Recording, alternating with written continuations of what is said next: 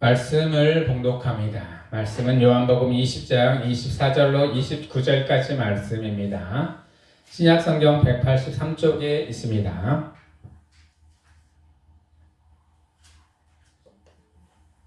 요한복음 20장 24절로 29절까지 말씀, 신약성경 183쪽에 있습니다. 저와 여러분들이 한 절씩 교독하고 마지막 절은 다 같이 봉독합니다. 12제자 중에 하나로서 디도모라 불리는 도마는 예수께서 오셨을 때 함께 있지 아니한지라. 다른 제자들이 그에게 이르되 우리가 주를 원하노라 하니 도마가 이르되 내가 그의 손에 못자국을 보며 내 손가락을 그 못자국에 넣으며 내 손을 그 여기에 넣어보지 않고는 믿지 아니하겠노라 하니라. 여드레를 지나서 제자들이 다시 집 안에 있을 때 도마도 함께 있고 문들이 닫혔는데 예수께서 오사 가운데 서서 이르시되 너희에게 평강이 있을지어다 하시고 도마에게 이르시되 내 손가락을 이리 내밀어 내 손을 보고 내 손을 내밀어 내 옆구리에 넣어보라. 그리하여 믿음 없는 자가 되지 말고 믿는 자가 되라. 도마가 대답하여 이르되 나의 주님이시오 나의 하나님이시니이다. 예수께서 이르시되 너는 나를 본고로 믿느냐 보지 못하고 믿는 자들은 복되도다 하시니라.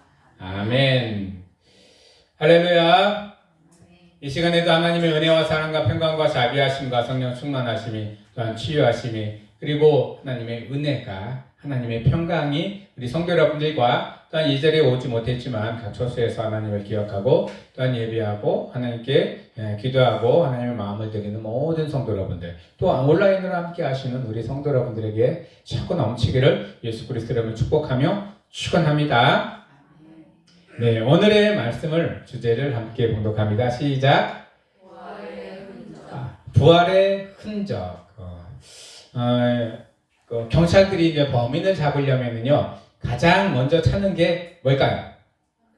현장에서 그 범죄의 증거물들을 찾기 시작합니다. 증거물이 있으면 빼도 박도 못합니다. 예전에는 과학기술이 발달되지 않았을 때는 저 사람이 범인인 것 같은데 잡아놓고도 놓치는 수가 많았어요. 왜? 증거를 찾지 못했기 때문에. 근데 요즘에는요 DNA 검사도 하고 뭐 별별 가지 검사를 다 하고 또 여기저기 다 CCTV가 다 있고요. 차마다 다 CCTV가 있어서 어떻게 해야든지 찾아내는 것을 보게 됩니다. 증거들, 흔적들이 남기게 되어 있어요. 범죄의 흔적들이나 그런 것들이. 그래서 흔적을 찾는 것이 이 경찰들이 해야 되는 가장 주 임무가 되었습니다.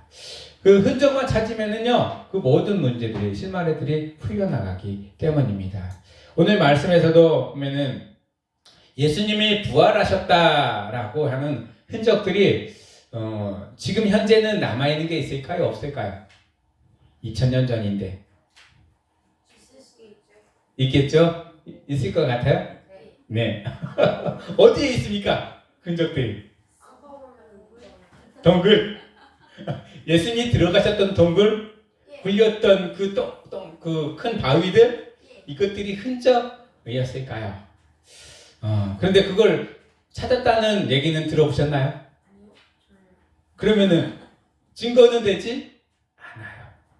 그런데요, 오늘 말씀에서도 보면은 도마라는 사람들이 의심을 가졌어요. 도마가 나는 예수님이 이렇게 십자가 못 박혀 돌아가실 때 이 손과 발에 못을 박았는데 그 못 박은 손 자국을 보고 그 자국에 내가 손가락을 넣어봐야만이 진짜 그것이 예수님인지 아닌지 보겠다. 또한 옆구리에 창을 찔린 그 자국을 내가 보고 그 안에 손가락을 넣어봐야만이 내가 알겠다라고 합니다. 요즘에 과학자들이 하는 게 그거예요. 증거를 찾는 거. 도마도 그랬을 것 같아요.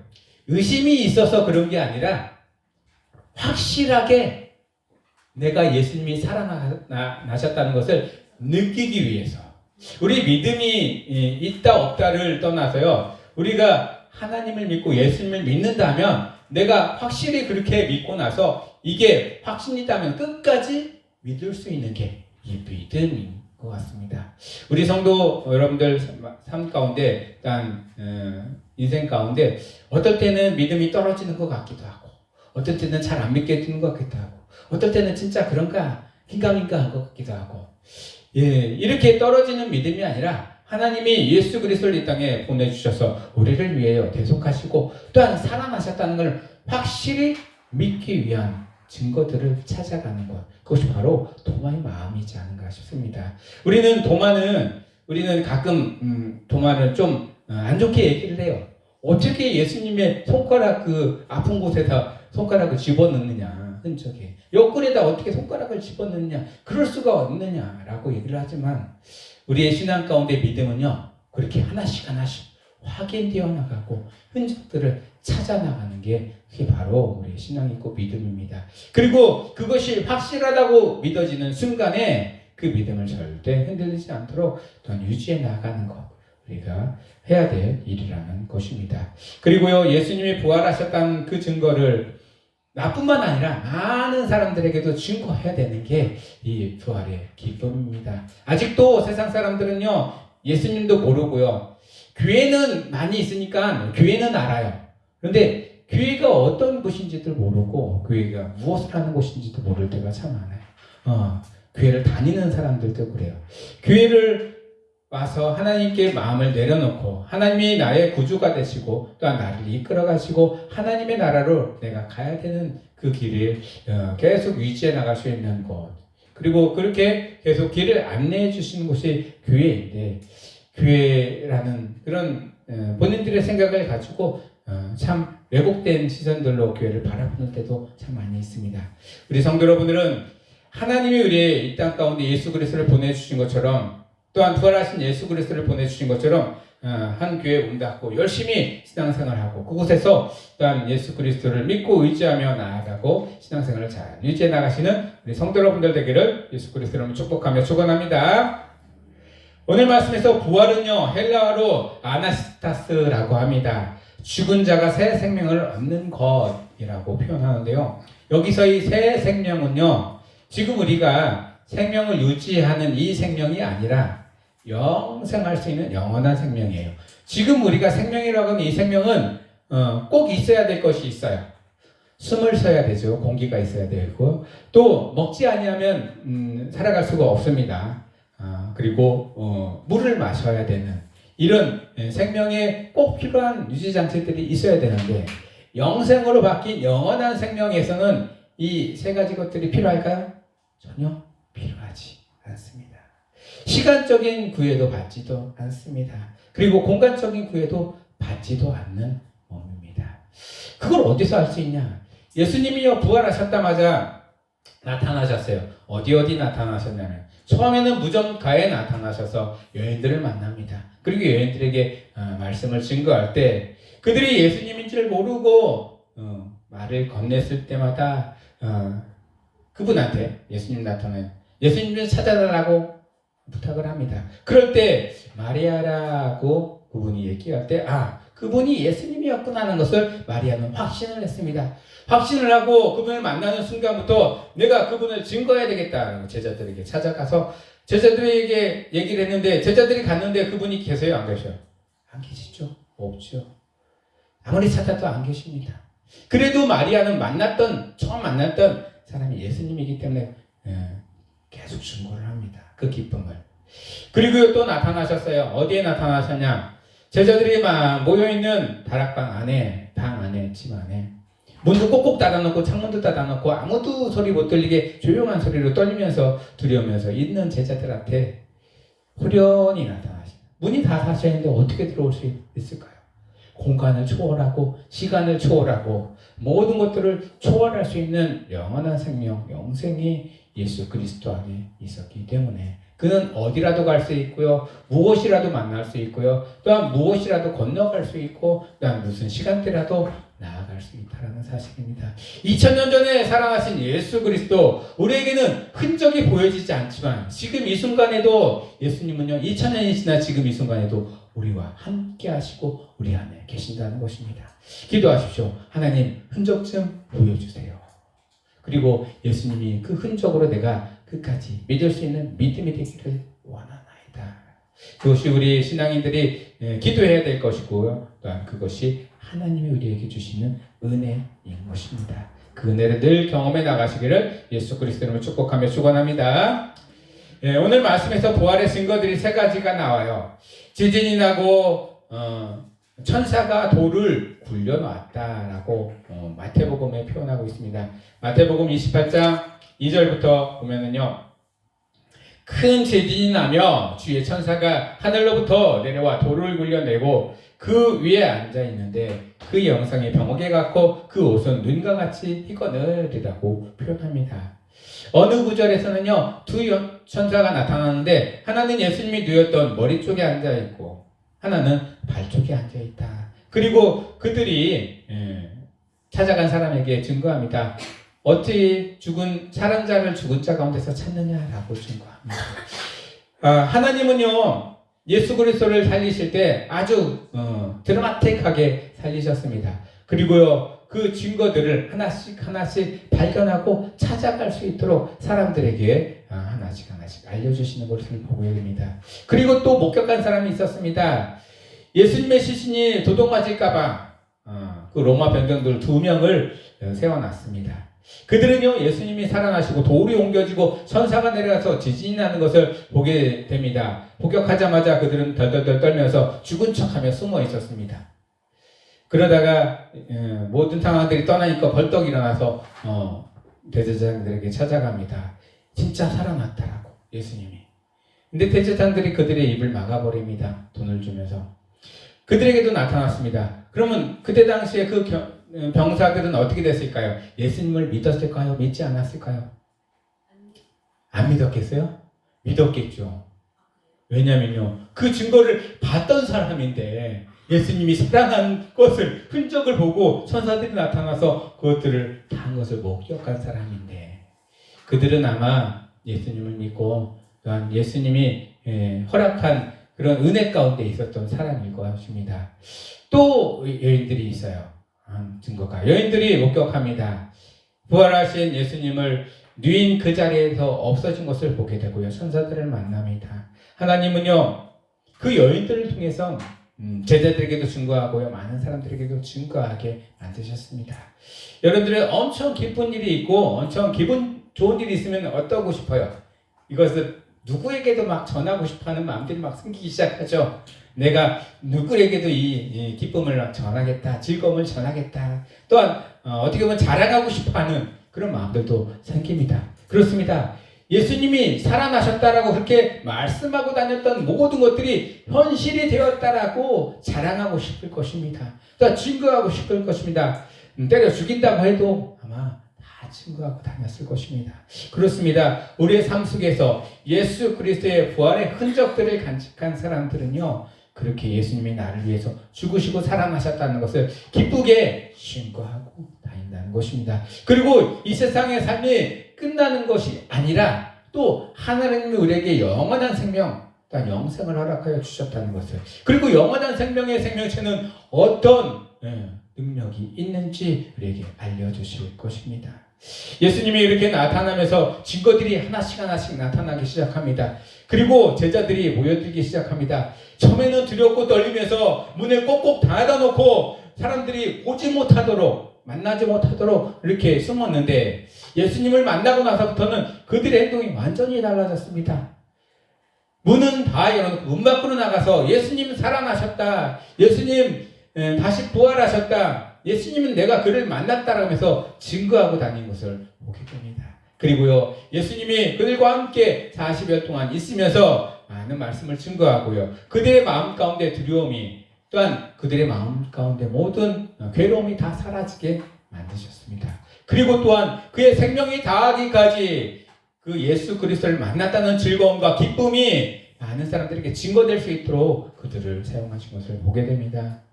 한두 사람에게 나타나는 것이 아니라 12 제자들뿐만 아니라 그와 함께 있던 많은 제자들과 또한 500 성도들 이상들 다 만나서 그들에게 증거하셨던 것을 보게 됩니다. 그리고 올라가시면서 그들에게 부탁합니다. 너희들은 아무데도 가지 말고 내가 너희들에게 분부한 성령을 기다리며 그를 기다리라. 그가 너희들을 다 이끄실 것이다. 성령을 받은 사람들은요, 두려움 또한 없어졌습니다. 죽인다라고 하고 로마에서 그렇게 핍박을 해도요, 그들은 죽음을 마다하고 죽음을 두려워하지 않고 복음을 증거하는 것을 보게 됩니다. 옆에서 죽어나가도 그들은 끝까지 복음을 의지하며 증거하는 것을 보게 됩니다. 그것이 바로 부활이 우리에게 주시는 흔적이고 부활의 기적인 것입니다. 왜냐하면 그렇게 우리의 육신이 죽고 없어졌다 하더라도 뭐로 다시 살아난다고요? 영원한 생명, 영생으로 살아나기 때문입니다. 이 땅에서 영광은 잠시 잠깐 있지만 하나님의 나라에서 영광은요, 영원하기 때문입니다. 그래서 하나님은 우리에게 예수 그리스도의 영원한 생명, 부활을 허락하여 주셨다는 사실입니다.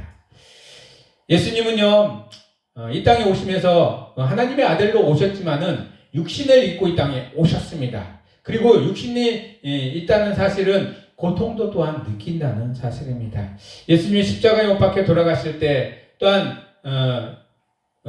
목과 창이 옆구리에 찔릴 때 얼마나 고통스럽고 힘들었을까요? 골고다의 언덕에 올라갈 때도 얼마나 힘들고 어려웠을까요? 채찍이 맞을 때도 얼마나 힘들고 고통스러웠을까요? 그런데 그걸 모두 참으십니다. 그리고 영원한 생명으로 또한 영생으로 바뀌고 나서도요, 그의 흔적은 그대로 남아있다는 사실입니다. 도마는 그것을 생각했습니다. 그래서 내가 그의 손자국, 손의 못자국을 보고 옆구리의 창자국을 보지 않고는 절대로 믿을 수 없다라고 선포했다는 사실입니다. 우리 성도 여러분들은 지금은 예수 그리스도가 이 땅에 오셔서 내 앞에 나타나셔서 그래, 손자국에 손을, 못자국에 손을 한번 넣어봐라, 손가락을 넣어봐라, 내 옆구리에 손을 한번 넣어봐라 하실 수는 없지만 그래도 믿음으로 내 가운데 그것이 믿어지는 그런 믿음을 소유하시는 우리 성도 여러분들 되기를 예수 그리스도로 축복하며 축원합니다. 그럼 예수님이 왜 그렇게 고통을 당하셔야 됐을까? 예수님의 고통은요, 사랑의 흔적입니다. 그 고통을 당하지 않냐면 우리들의 죄를 씻어줄 수가 없기 때문에 사랑의 흔적입니다. 도마도요, 그 사랑의 흔적을 보고 눈물 흘리며 예수님께 고백합니다. 그리고 눈물 흘리면서 예수님이 하셨던 그 일 가운데 믿어지고요, 또한 끝까지 예수 그리스도를 증거하게 됩니다. 그리고요, 옆구리에 손을 넣는 순간에 이렇게 고백합니다. 나의 주, 나의 하나님. 여러분 삶 속에서도 이렇게 예수 그리스도를 만날 때 나의 주, 나의 하나님, 그리고 나를 영원한 하나님의 나라로 인도하실 나의 그리스도라고 고백이 나아가시는 우리 성도 여러분들 되기를 예수 그리스도로 축복하며 축원합니다. 그 험한 십자가를 지실 때 얼마나 고통스럽고 고난의 시작입니까? 그 고통과 고난의 흔적들이 남아있는 것을 볼 때 우리는 십자가는 볼 때마다 늘 울음이 나오고 또한 예수 그리스도의 고통을 생각하는 때가 됩니다. 우리 성도 여러분들, 예수님이 여러분과 함께 계시고 또한 우리 마음속에 함께 계신다는 것을 끝까지 의지하시길 바랍니다. 도마는 비록 눈으로 보고 만져봐야만이 느꼈지만 우리는 눈으로 보지도 않고 만져보지도 않았는데도 그게 믿어질 수 있는 믿음을 소유하시는 성도 여러분들 되기를 예수 그리스도만 축복하며 축원합니다. 예수님도 말씀하셨습니다. 요한복음 20장 28절에 예수께서 이르시되 너는 나를 본고로 믿느냐? 보지 못하고 믿는 자들은 복이 있도다 하시니라. 우리들을 이야기한 거예요. 우리는 만져보지도 못하고 눈으로 보지도 못했지만 예수 그리스도가 십자가에 못 박혀 돌아가시고 사흘 만에 살아나셨다는 것을 믿는 분들입니다. 이 믿음이 끝까지 이루어져서 영원한 하나님의 나라에 갈 때까지 이 믿음이 변치 않기를 예수 그리스도로 축복하며 축원합니다. 말씀을 정리하겠습니다. 부활은 모든 믿는 자의 증거이자 최고의 상급입니다. 하나님은 우리에게 상급을 주신다라고 했는데요. 그 상급이 뭐냐면 하나님 나라의 백성이 될 수 있는 권한을 주시는 게 상급입니다. 우리가 상급을 받는다고 하면은 뭐 큰 뭐 재물이나 큰 지위나 뭐 큰 뭐 집이나 큰 뭐 땅이나 이런 것을 받는 게 상급이라고 생각하시는 분들도 많이 있을 겁니다. 근데 그것은요 부수적인 거예요. 가장 큰 상급은 하나님의 자녀, 백성으로 삼아주시고 영원한 하나님의 나라에 하나님이 이끌어 가시고 그곳에 백성으로 인정해 주시는 것이 가장 큰 상급인 줄 믿습니다. 그리고 또한 예수 그리스도처럼 우리가 영원에 살 수 있는 또한 신령한 몸으로 바뀔 수 있다는 사실, 그것이 가장 큰 상급인 줄 믿습니다. 우리 성도 여러분들, 그런 영원한 나라를 바라보시면서 이 기쁜 소식들을 또한 많은 사람들에게 증거하고 그들에게도 하나님이 함께 계신다는 것을 늘 증거해 나아가시는 우리 성도 여러분들에게를 예수 그리스도로 축복하며 축원합니다. 바울 선생님은 이렇게 고백합니다. 사도행전 17장 31절에 보면 이는 정하신 사람으로 하여금 천하의 공의로 심판하실 날을 작정하시고 이에 그를 죽은 자 가운데서 다시 살리신 것으로 모든 사람에게 믿을 만한 증거를 주셨습니다 하시니라. 예수 그리스도가 이 땅에 다시 살아나셨다. 죽은 자 가운데서 다시 살아나셨다. 그리고 나 또한 이 죽어질 육체에서 하나님이 새 생명으로 나를 살리시고 하나님의 백성을 삼으셨다. 그리고 이미 죽었던 많은 믿는 사람들도 예수님이 다시 이 땅에 오시는 그 순간에는 다시 또 신령한 몸으로 다시 살아나서 부활할 수 있다는 소망을 주셨습니다. 그리고 우리가 그렇게 살아나고 나서 예수님이 오시면 영원히 그와 함께 영원한 삶을 살아갈 수 있다는 소망이 우리에게 허락하여 주셨습니다. 그것을 보고 바울은 굉장히 큰 기쁨을 누렸습니다. 여러분들도 바울이 느꼈던 기쁨이 여러분의 기쁨이 되기를 예수 그리스도로 축복하며 축원합니다. 기도하겠습니다. 하나님, 이 땅 가운데 우리가 살아갈 때 하나님의 부활의 증거들이, 예수 그리스도의 부활의 증거들이 우리의 삶의 증거가 될 수 있도록 도와주시옵소서. 비록 도마처럼 그의 손가락과 그의 손바닥과 옆구리의 상처의 흔적 가운데 손가락을 넣어보지 않아도 믿음으로써 그것을 느낄 수 있는 저희들 되게 하여 주시옵소서. 예수 그리스도의 상처의 흔적들은 우리를 사랑하신 하나님의 마음이고 하나님의 섭리다는 사실을 늘 인정하고 또한 고백할 수 있는 저희들의 삶이 될 수 있도록 역사하여 주시옵소서. 이 부활절에 우리뿐만 아니라 주위의 많은 영혼들을 되돌아보고 또한 찾아볼 수 있는 이 부활절이 될 수 있도록 역사하여 주시옵소서. 예수 그리스도의 이름으로 감사하며 기도드리옵나이다. 아멘. 찬송가 161장 찬송합니다. 할렐루야 우리 예수. 다 같이 그 자리에서 일어나셔서 찬송하겠습니다. 161장입니다.